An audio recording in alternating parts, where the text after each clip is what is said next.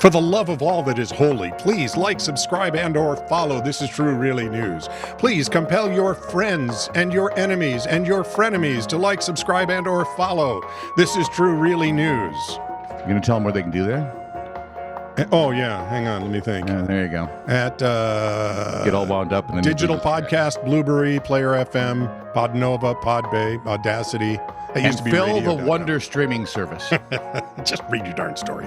This is True, Really News with Scott Combs and Tony Verkanis. All the news you're about to hear is true, as far as you know. So you let your grown son, his girlfriend, and their child move into your house. You know, it's like Tuesday.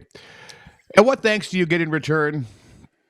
Well, in Lone Rock, Wisconsin, a 43-year-old mom got the old Happy Mother's Day with a taser shock to the neck from her 22-year-old son, Andrew. This, you know how they say happy wife, happy life? Yeah. Happy mom, happy house, whatever it is.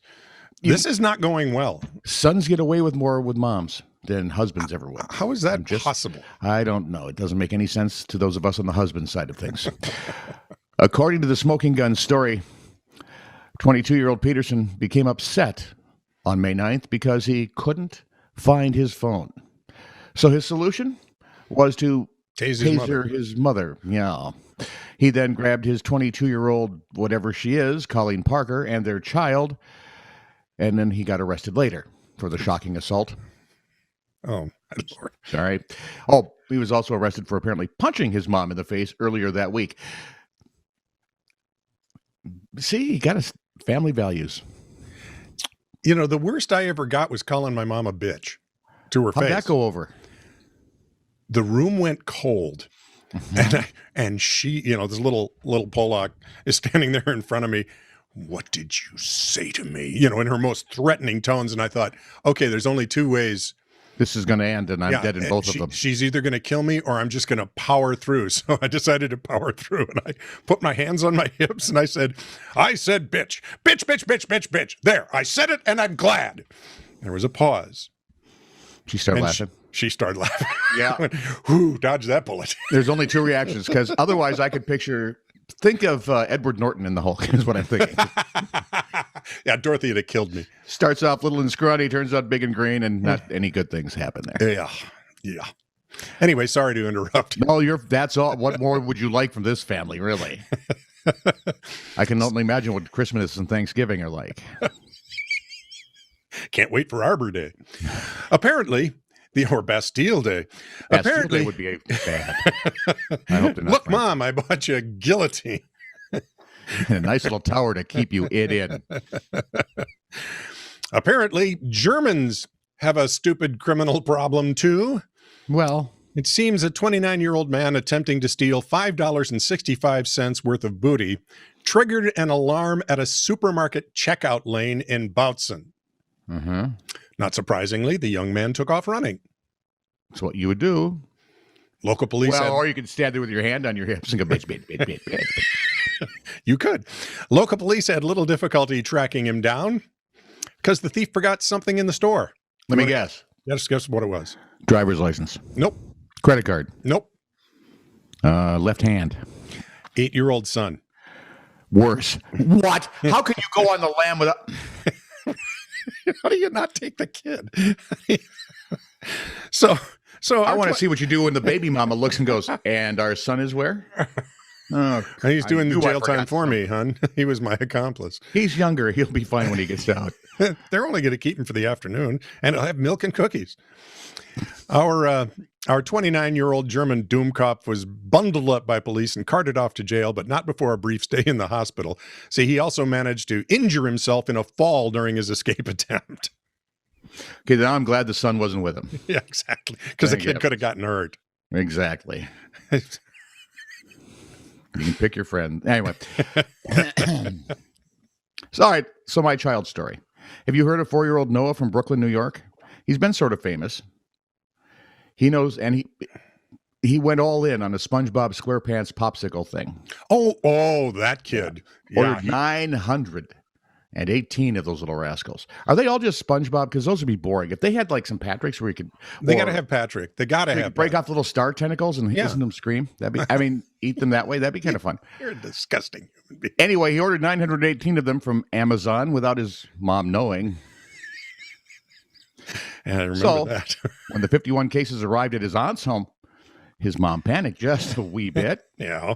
Jennifer Bryant's a social work graduate student at NYU. Okay? Can you imagine? She has 2 other boys. She's not rolling in dough. No, she is not. But she is rolling in ice cream bars that she can't return. 51 cases of that carry the 2 at the tax $2,618.85. Amazon couldn't take back the frozen confections. Right. So a family friend set up a GoFundMe page. Nice. Raised over 11 grand. Oh my, they could buy even more. So no. Noah's mom says this will go toward his education. See, now my first thought was a big old honking paddle. Don't you ever. Noah, however, is on the autism spectrum. So mom says, no, she's going to use the money to send him to a special school. Okay. Amazon is actually working with the family to donate to a private charity of their choice. And as for the treats, that's the sad part. I don't think, did Noah get any? Because most of them melted. Did he get some? I thought I saw a picture of him eating one. I mean, otherwise, there's a big old bag of goo. Somewhere. 51 cases of SpongeBob SquarePants goo. Where is this? New York? Where else? I need to call the airlines and buy a straw, maybe a metal one. Maybe a small stroke. I hope they aren't on the sidewalk. There's so much grit. It's a larger stroke now. Charting successes. Or charting successes. Or successes / charting. Yeah, in the medical field. She slipped on the ice and apparently her legs went in separate directions in early December. Ow. Right? Tube feeding should be administered at 160 kilometers per hour. Seems a little quick to me. Talk about your fast food. Patient is increasingly aggressive, but can be put down with a cup of coffee. Well, yeah, because you're feeding them all that food so fast. What do you expect? Put him down with a cup of coffee. Here's a cup of coffee. And we're going to give him some caffeine? Yeah. Okay. Well, maybe he needed the coffee. He was having withdrawal. She has no rigors or shaking chills, but her husband states she was very hot in bed last night. Nope. Well, that is our business. Next one. The bleeding began in the rectal area and continued all the way to Los Angeles. So where do you apply the tourniquet? Pasadena? Vegas is the of America. What happens in Vegas stays in Vegas. Unless, Apparently of course, not. It flows all the way. All the way, yeah. To Los Angeles. Wow, we're going straight to hell. Or Vegas, yeah. Since 1989, the now 81-year-old Moro Morandi has been taking care of Budalai. It's an otherwise uninhabited island in the Mediterranean Sea. It's just off Sardinia. Oh. He stumbled onto the island when his catamaran in 1989 broke down near the island, and he learned that its caretaker was getting ready to retire. How fortuitous. How does a catamaran stumble? Well, it's walking on the water, and all of a sudden there's this little rock that shows up, and it trips, and there you are. You're on an island. Oh, so the guy's a priest. And now you're the caretaker. Nice. Now known as Italy's Robinson Crusoe, Morandi lives in a former World War II shelter, keeps things tidy on the island, clears paths, keeps branches clean for the day trippers who visit. Oh, we got tripping again. Here's a theme. But ownership of the island has now passed to the La Maddalena National Park authorities. Okay. So I'm guessing if it's a national park authority, it's got to be a government idea.